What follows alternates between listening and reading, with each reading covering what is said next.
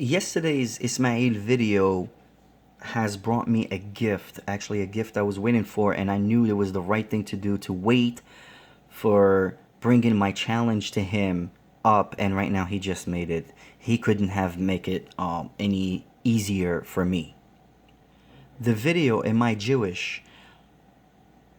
Ismaa'eel tells us that he is not Jewish and he is not Christian.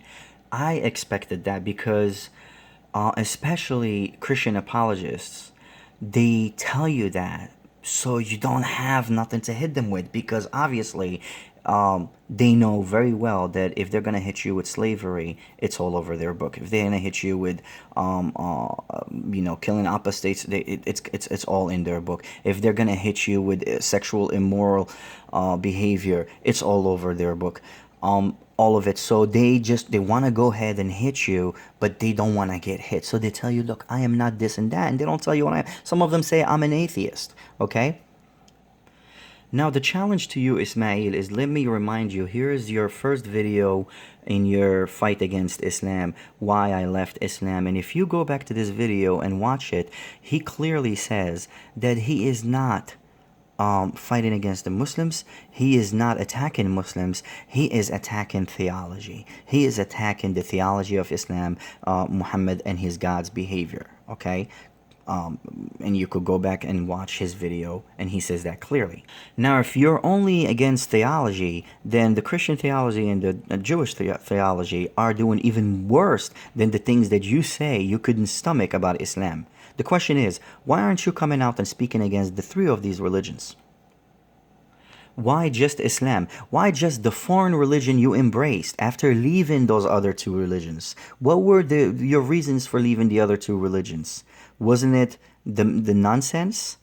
So why are you attacking Islam only?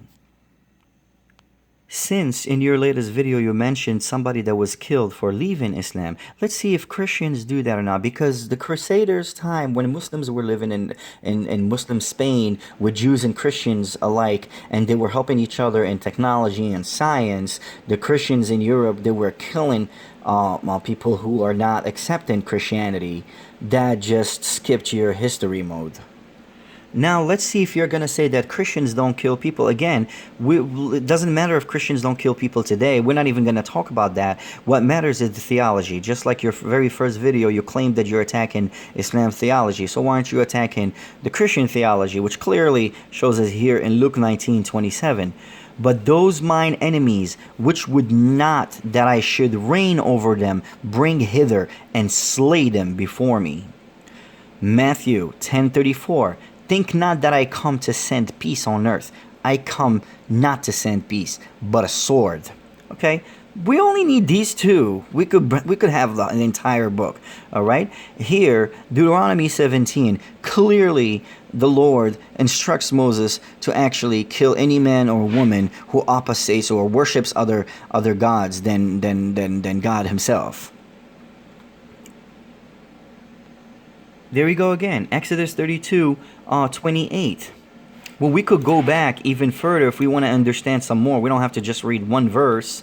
And this is technically about when Moses went to get the Ten Commandments and came back to find his people worshiping a cow. So he stood at the entrance of the camp and said, Whoever is for the Lord, come to me. And all the Levites rallied to him. Then he said to them, This is what the Lord, the God of Israel, says. Each man straps a sword to his side. Go back and forth through the camp from one end to the other, and kill his brother, friend, and neighbor. The Levites did as Moses commanded. And that day, about 3,000 people died. 3,000 people died. Why aren't you speaking up against that and say, hey, certain people, they wanted the freedom to not follow Moses, and they died. 3,000 people is not a joke. Now the question to you is, If you're such a righteous guy, if you're a guy that is fighting for freedom and speaking up against oppression, why aren't you speaking up against Christianity and Judaism? Because if one Christian wants to be truly a Christian, or a Jew wants to be truly a Jew, they are against apostasy. The apostate must be killed, should die. The Judeo Christian religion is saying that slavery is all over there. Sexual sleeping, some prophets sleeping with their mothers, prophets sleeping with their daughters, having threesomes is in the Bible. Why aren't you speaking against that? Is it because your Patreon account is full of Christians giving you some money? Are you afraid to lose those Christians? Well, I could guarantee you that you guys have absolutely no integrity left. Just as long as you undermine the Muslim, I'm pretty sure that your Christian friends, they'll say that, yeah, go ahead and speak up against Christianity. That's fine. We'll just keep paying you. Just continue speaking up against Islam. But you are not a fair person if you could just keep speaking up again. You could see that I'm not even refuting you about Islam yet, but you're just not a true person, because you're speaking against what? If you're going to speak against one rapist, you need to speak against the other. You can't speak against one rapist and say I'm cool with the other rapist. You can't do that. Okay? Since now we proved that there is punishment for apostasy, period, in Christian Judeo-Christian belief, let's see if actually there is punishment for apostasy in general in Islam, or there is a major apostasy and a minor apostasy. Let's look at that. Something that you're not telling your people. Now, first of all, you're quoting a book that, in my opinion, I could go to the Hadith and find anything I want. The same as the Bible. I could go to the Bible and find the most sweetheart stuff, and I could go and find the most gruesome stuff just in the Bible. I could contradict the Bible using the Bible, and the same as the Hadith. I could contradict the Hadith using the Hadith. You say the Prophet killed somebody for becoming an apostate. I could go to just a few pages later or a few pages earlier, and you could see that the Prophet did not kill somebody for becoming an apostate. Here, for example, Jabir reported, a Bedouin came to the Prophet, peace be upon him, and gave the pledge of allegiance for embracing Islam. The next day, he came with a fever and said, please cancel my pledge. The Prophet refused 3 times and he said, Medina is like a furnace. It expels its impurities and collects what is pure. There is no punishment here. He's just telling him that, you know what? There is no good in you. You don't expect them. Somebody comes and says, "Hey, I'm joining you," and then the next day they say, "I'm leaving you." What, are you going to be happy with them? You're not. But is there a punishment here? No, there is no punishment. There is no kill him. There is nothing like that. Now, where there is the biggest apostasy, why some people were killed in Islam. Let's see here in the Hadith that you are using for your own benefit, which is funny because you clearly believe in some things and reject others. If you're rejecting some authority as invalid, everything of it should be invalid, not some of it that you go and say, oh, this is right, this fits my narrative. Okay? A man who rejects Islam and wages war against Allah and the Exalted and His Messenger. Sunan al-Nasa'i. Ibn Abbas said, whoever kills others, spreads corruption in the land, wages war against Allah and His Messenger, and he joins the unbelievers before he is subdued.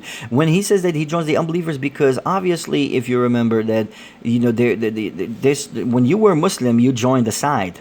It wasn't like you're Muslim in America and you just live your life, in Texas somewhere. When you were Muslim, the unbelievers, the ones that were fighting against Islam, they didn't want you. You know that you don't want to be there. You had to go and join the Muslims. So now you go and you join the Muslims and you become one of them and you know all their secrets and you know everything about them. And then you come and say, well, I'm no longer Muslim and I'm going back to the other people that are your enemies. That makes you a traitor. That makes you a spy. That makes you a lot of the things. It just only makes sense. Okay, so the legal punishment, look at that. Whoever kills others, spreads corruption in the land, wages war against Allah and His Messenger, and he joins the believers before he's subdued. Obviously, it's somebody that did all these wrong things, and he joins the unbelievers so he could get what? So he could get protection. before he's subdued, then there is nothing to prevent the legal punishment from being applied because of what he did. This the main reason, the main out of all this, the main reason for this man to actually be killed is because he's already an enemy combatant, because he joined the unbelievers. At that time, there were ranks. There were the ranks of the unbelievers and there were the ranks of the believers. That's how they called themselves. They were proud to call themselves unbelievers, as a matter of fact. Because they were against Muhammad and his people. Okay, now what does the Quran say about this? Why are you always mentioning this? Isn't the Quran the main source? Isn't the Quran the book that we swear, that we put our hand and swear to Allah with? Isn't the Quran the book that we put our hand? The Hadith is not a book that you put your hand in. You know that very well. You're using a book just like the Bible. I could use it left and right. It's not a problem. Where is Islam? Where does Islam stand here? There is no compulsion in religion. The truth is distinct from misguidance. Very easy. Al-Baqarah 2:56. Okay? Verily who disbelieves, verily who believed and disbelieved, then believed and then disbelieved and increased in disbelief, never will Allah forgive them, nor will He guide them to the right way. Whereas, go ahead, take them, kill them, just like Moses said that the Lord said to kill the 3,000 people that apostate. Why aren't you mentioning that? Okay, why aren't you being fair? You say you're fair and you're not. You don't mean any attacks on any innocent individual. Well, why are you attacking one rapist and leaving the other? Actually, you're taking money from one rapist to attack one rapist. How could you call yourself any righteous person or fair person? You're taking money from one rapist to accuse the other rapist. How does that make sense to you?